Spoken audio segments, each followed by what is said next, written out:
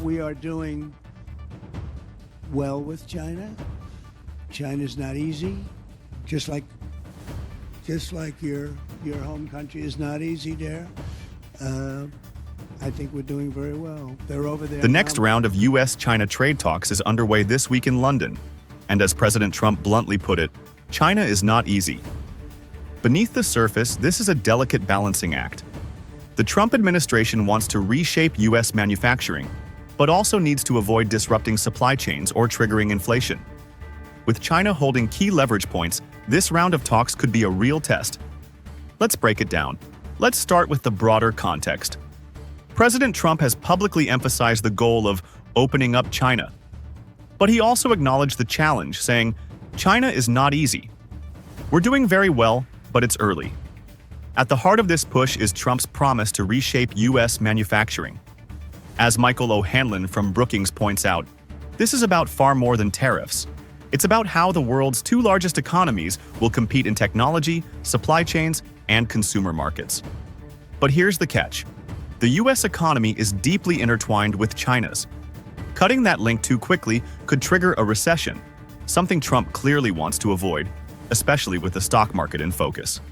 According to O'Hanlon, the U.S. still relies heavily on Chinese rare earth minerals, critical for tech manufacturing, and on consumer goods that help keep inflation low.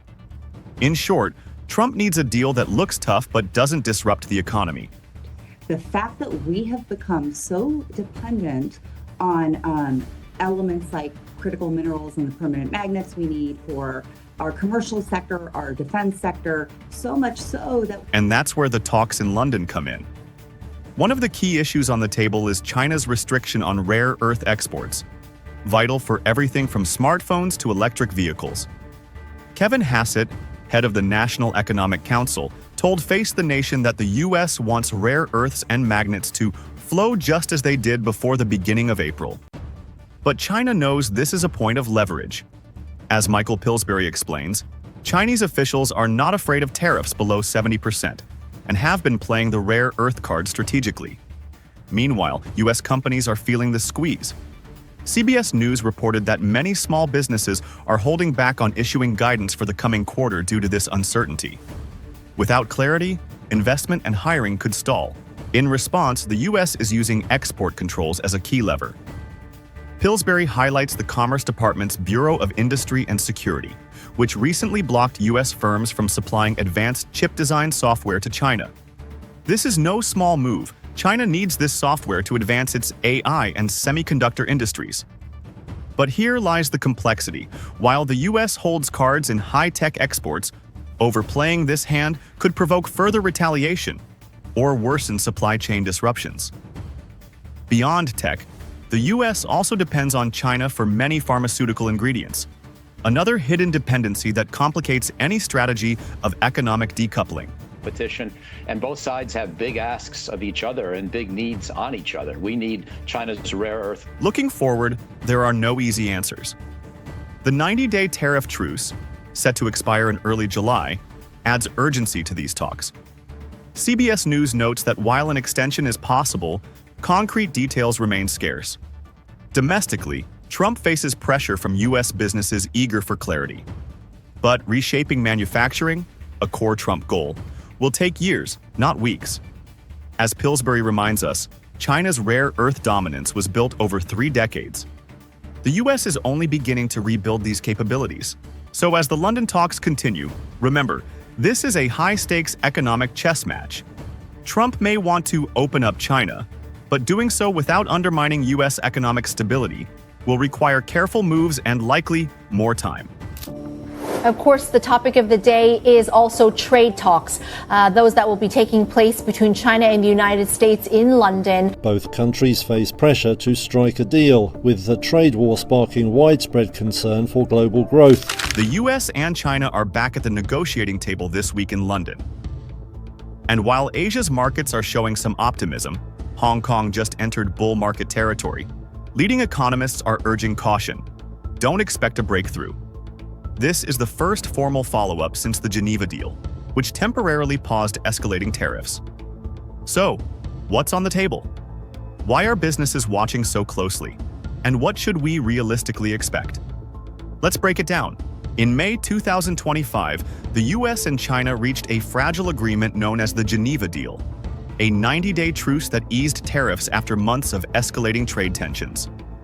The U.S. reduced tariffs on Chinese goods from 145% to 30%, while China cut its tariffs from 125% to 10%. This week's London talks mark the first meeting under a new economic and trade consultation mechanism, created in Geneva. The U.S. delegation includes Treasury Secretary Scott Bessent, Commerce Secretary Howard Lutnick, and Trade Representative Jameson Greer. Lutnick, who oversees U.S. export controls, is expected to play a key role. China's delegation is led by Vice Premier He Lifeng, who will remain in London for the week. President Trump posted that the meeting should go very well. But both sides acknowledge this will be a long process, not a quick deal. First, rare earth minerals. China recently announced it would issue some permits for foreign companies to import rare earths, a temporary move aimed at easing tensions. Second, export controls. Since Geneva, the U.S. has expanded restrictions on advanced semiconductor design software and added new Chinese firms to its entity list. The U.S. is also encouraging allies to reduce Chinese content in supply chains, a move Beijing opposes. Third, fentanyl. The U.S. wants China to tighten controls on fentanyl flows, an issue not addressed in Geneva but now a key discussion point. Finally, sector-specific tariffs. China seeks reductions in tariffs on targeted sectors, while the U.S. is maintaining pressure on critical industries. As economists point out, each issue requires detailed negotiation, and reaching comprehensive sector-specific agreements will take time. So, what should we realistically expect this week? Experts say, lower your expectations. According to a report from Reuters, the talks in London are unlikely to produce a full resolution. The most important outcome would simply be keeping the dialogue open and preventing a breakdown. One key signal to watch. If the talks continue through the full week in London, that would be seen as a positive sign. But the risks remain. If talks fail and tariffs snap back to the previous 145% levels, it would hit both economies hard. The U.S. economy is already showing signs of slowing. May's Purchasing Managers Index indicated a softening in manufacturing activity. Consumer expectations are weakening, according to the University of Michigan's latest survey. Meanwhile, China's own export data show that shipments to the U.S. have declined sharply, even though Geneva Deal tariffs were only in place for part of the reporting period. Internally, China is grappling with involution, hyper-competitive pricing in sectors like electric vehicles that is hurting overall economic efficiency. Both sides have strong reasons to avoid another trade war, but a breakthrough this week is unlikely. Analysts suggest that the priority now isn't about striking a big deal. It's about keeping the process moving forward and avoiding new disruptions. In short, London's trade talks are an important step, but don't expect miracles. The stakes are high, but the issues are complex. With the Geneva Deal's 90-day clock ticking, all eyes are on whether this fragile truce can hold. First call from them. We want to open up China. And if we don't open up China, maybe we won't do anything, but we want to open up China. It'll be a great thing for China, a great thing for the rest of the world. As of today, June 10th, U.S. China trade talks are still underway in London, and one issue remains front and center: rare earths. These critical minerals power smartphones, electric vehicles, and advanced manufacturing, and they've now become a core sticking point in President Trump's economic strategy. With the July 9th tariff truce set to expire soon, the question is, can Trump's team unlock this key resource, or will China's grip hold? Let's take a closer look. In Geneva, we had agreed to lower tariffs on them, and they had agreed to release the magnets and rare earths that we need throughout the economy. And they were kind of releasing them, but it was going a lot slower than some companies believed was optimal. Rare earth elements aren't rare in abundance, but they're difficult to refine. And China currently controls nearly the entire global supply chain. They're critical to U.S. tech, defense, and clean energy sectors, from smartphones to EVs and wind turbines. Trump's top economic advisor, Kevin Hassett, said on Face the Nation that the U.S. wants rare earths and magnets to flow just as they did before the beginning of April. But since April, exports from China have slowed dramatically, squeezing U.S. manufacturers. Industries feeling the impact range from automakers to wind turbine producers to aerospace suppliers. Small businesses are also under strain. CBS News reports that many firms are delaying new orders, scaling back hiring, or postponing capital investment. In short, this isn't just about geopolitics, it's about the stability of key U.S. industries and jobs. China is actually quite strong. They've discovered this rare earth card they can play that makes us desperate. China knows it has leverage. As Trump said earlier this week, we want to open up China. But China is not easy. And Michael Pillsbury, a former Trump advisor, added, China discovered this rare earth card they can play that makes us desperate. Trade data backs this up. According to Fox Business, China's exports to the U.S.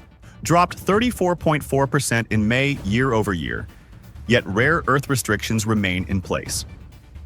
Trump's previous tariffs have pressured China, but as Pillsbury notes, they seem very relaxed as long as tariffs stay under 70%. So despite pain on both sides, Beijing is holding firm, and Trump's team hasn't yet secured a breakthrough. Trump's strategy now leans on export controls. The Commerce Department, under Trump's direction, recently blocked U.S. firms from sending advanced chip design software to China, critical for China's AI ambitions. At the same time, Trump has pushed for rebuilding rare earth supply chains at home, including projects in Alaska, California, and Texas. But as Brookings' Michael O'Hanlon points out, these efforts will take years. Former commerce official Nazak Nikakhtar also notes that recycling magnets offers some short-term relief, but it won't replace China's grip anytime soon. So, while Trump is trying to reduce dependence, the U.S. remains exposed for now. As of June 10th, the London talks continue with no official breakthrough. Trump has sent 3 of his top trade envoys, Howard Lutnick, Scott Bessent, and Jamieson Greer, to lead negotiations. The goal? Push China to ease rare earth restrictions in exchange for possible concessions on export rules. Kevin Hassett confirmed that China had agreed to release rare earths under the Geneva Truce. But it was going a lot slower than some companies believed was optimal. With the July 9th deadline fast approaching, CBS News reports that an extension is on the table, but no firm agreement yet. Meanwhile, U.S. businesses, especially small firms, are pausing investment and hiring until the outcome is clearer. So as the London talks continue today, rare earths remain the central flashpoint, and Trump's economic team is under pressure to deliver results. For now, China holds the stronger hand. Whether Trump can shift that balance in time remains to be seen. We'll keep tracking every move. Stay tuned.